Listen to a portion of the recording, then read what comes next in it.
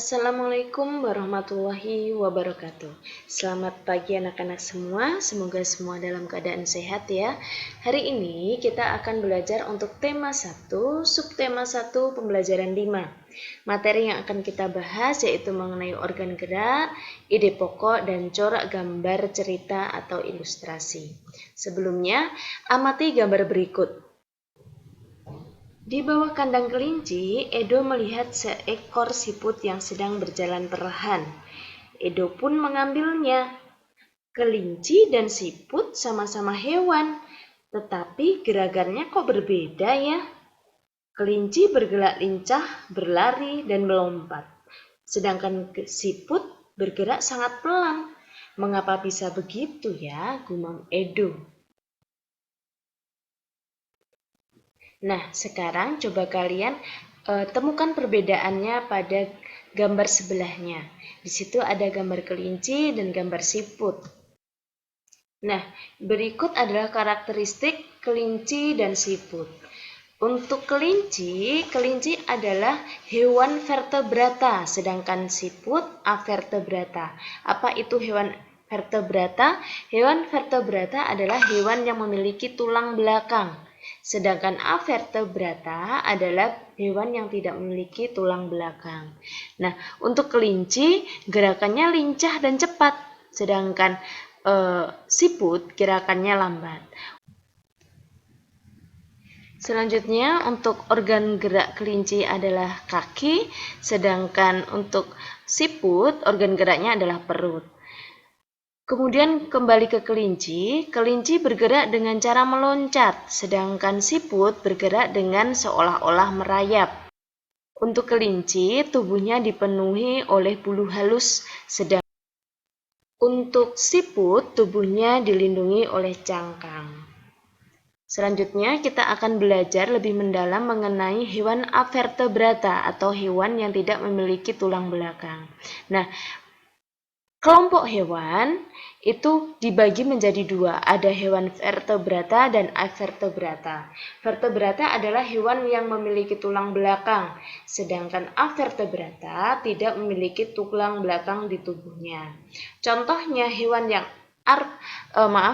vertebrata atau yang memiliki tulang belakang itu ada kelinci, kucing, burung, ikan, katak, dan lain-lainnya. Masih banyak lagi. Sedangkan avertebrata, ini hewan yang tidak memiliki tulang belakang, contohnya ada cacing, kupu-kupu, lebah, siput, semut, dan masih banyak lagi. Nah, hewan avertebrata sendiri ini juga dibagi menjadi 3 organ geraknya. Ada yang bergerak dengan kaki dan sayap, ada yang bergerak dengan perut, ada yang bergerak dengan tentakel. Nah, untuk kaki dan sayap ini pasti kalian sering melihatnya. Belalang, kupu-kupu, semut itu adalah contoh hewan avertebrata dengan organ gerak kaki dan sayap. Untuk belalang dan kupu-kupu ya, kalau semut tidak punya sayap, hanya kaki saja. Sedangkan untuk organ gerak perut, ini ada siput, ada cacing, ada lintah. Kemudian untuk organ gerak tentakel di sini ada ubur-ubur, cumi, dan sotong. Nah, kemudian kalian lihat pada gambar. Di sini ada gambar siput dan ada gambar ubur-ubur. Hai, aku siput. Aku bergerak dengan otot perut. Mana perutnya? Iya, yang sini nih. Jadi siput ini bergerak dengan otot perutnya, bagian perutnya. Sedangkan ubur-ubur dia bergerak dengan tentakelnya ini. Nah, selanjutnya ada hewan lainnya, contoh saja burung dan kupu-kupu. Sama-sama menggunakan sayap, tetapi mereka berbeda kelompok. Kalau burung adalah kelompok vertebrata karena memiliki tulang belakang, sedangkan kupu-kupu avertebrata karena tidak memiliki tulang belakang. Tapi mereka sama-sama memiliki organ gerak yaitu sayap. Selanjutnya, cermati bacaan berikut. Ini ada bacaan siput bukanlah hewan lemah. Mari kita cari ide pokoknya. Untuk paragraf pertama,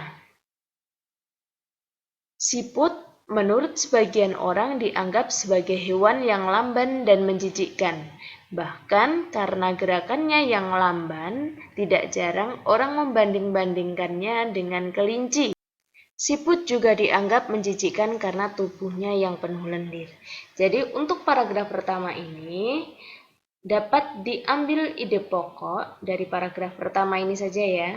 Ini ada di kalimat pertama, yaitu lamban dan menjijikkan. Kenapa? Karena di kalimat-kalimat selanjutnya ini sering diulang seperti ini dan ini. Berarti ide pokok pada paragraf pertama adalah ada di kalimat pertama.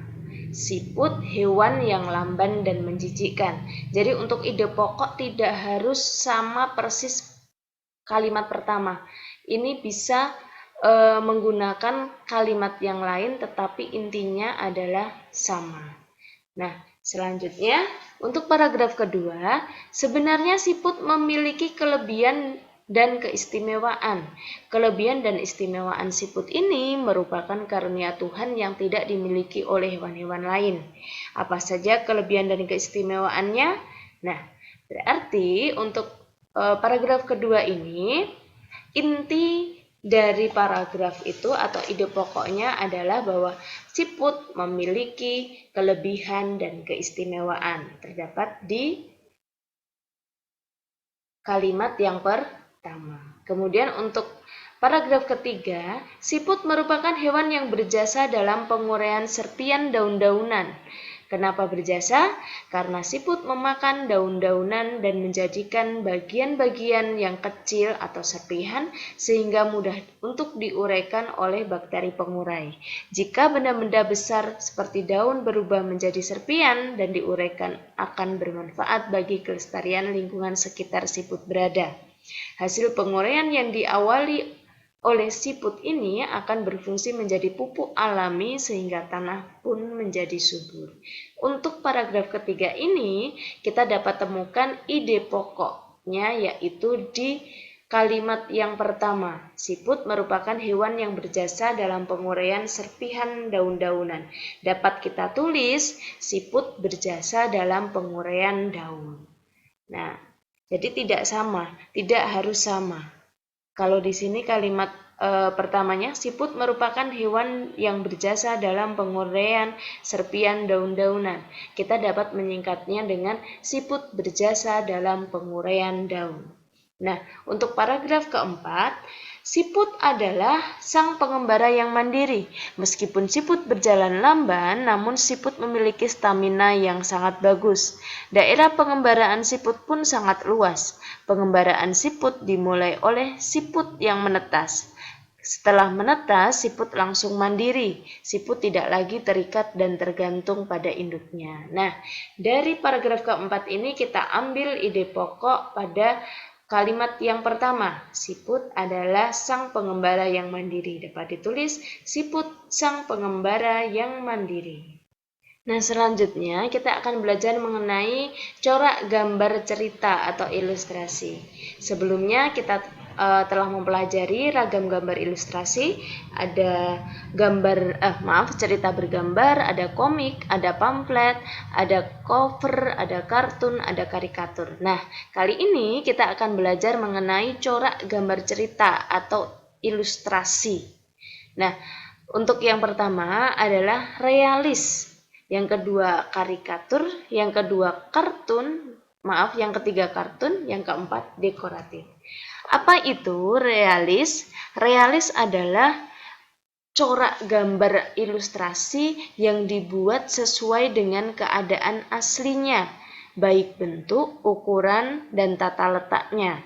Jadi benar-benar sesuai real, sesuai dengan keadaan nyata. Contohnya adalah lukisan kapal dilanda badai karya Raden Saleh. Jadi di sini benar-benar sangat terlihat awannya yang hitam, kemudian ombaknya, semuanya terlihat seperti nyata. Ini adalah contoh corak gambar ilustrasi realis. Kemudian selanjutnya ada corak gambar karikatur. Untuk karikatur ini adalah corak gambar yang melebih-lebihkan atau mengubah dari objek aslinya. Karikatur biasanya menyajikan objek karakter yang lucu dan aneh. Biasanya gambar karikatur mengandung, maaf ini salah nulisnya, mengandung kritikan atau sindiran. Jadi kalau karikatur itu gambar yang biasanya bentuknya sedikit berlebihan, kepalanya membesar dari badannya, padahal kan sebenarnya untuk ukuran yang normal kepala dan badan lebih besar badannya, tapi itu dibuat lebih besar. Jadi kalau ada kepala yang kalian melihat gambar kepalanya lebih besar daripada badannya, itu adalah contoh gambar karikatur. Selanjutnya adalah kartun. Untuk kartun adalah corak ilustrasi yang berfungsi untuk menghibur atau berisikan humor. Gambar kartun dapat berupa hewan maupun manusia. Ini adalah contohnya di sebelah kanan. Selain itu ada banyak sekali gambar-gambar kartun yang ada di televisi.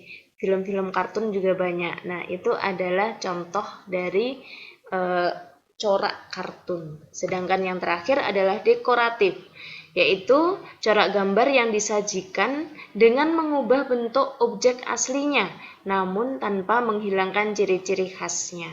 Jadi di sini ada contoh, ini ada air terjun, gambar air terjun. Gambar ini sedikit dirubah tetapi tetap terlihat seperti aslinya atau tidak menghilangkan ciri-ciri khasnya. Seperti ini juga burung, mungkin ini gambar tidak sesuai dengan aslinya tapi tidak menghilangkan ciri-ciri khas dari burung tersebut, termasuk ini bunga. Nah, selanjutnya untuk tugas hari ini, yang pertama, pilihlah salah satu hewan avertebrata. Tadi ada banyak, ada siput, ada cacing, ada serangga, ada semut. Nah, kemudian buatlah model sederhana organ gerak dari hewan yang kamu pilih tersebut menggunakan plastisin. Buatlah sebaik mungkin agar sesuai dengan bentuk aslinya.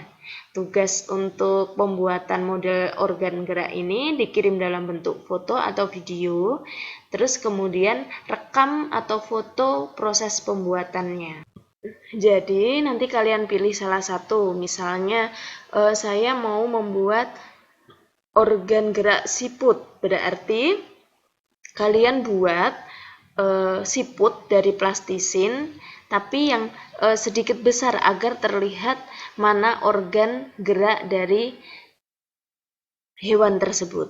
Nah, jangan lupa nanti kalian rekam atau foto proses pembuatannya, dan kalau bisa kalian jelaskan juga tentang hewan tersebut, apa organ geraknya dan fungsi organ geraknya itu untuk apa.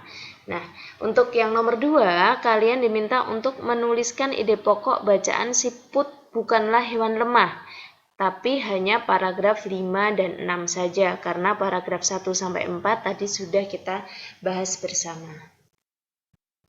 Demikian untuk kegiatan hari ini, semoga apa yang Bu Adin sampaikan bisa dipahami. Terima kasih, selamat belajar.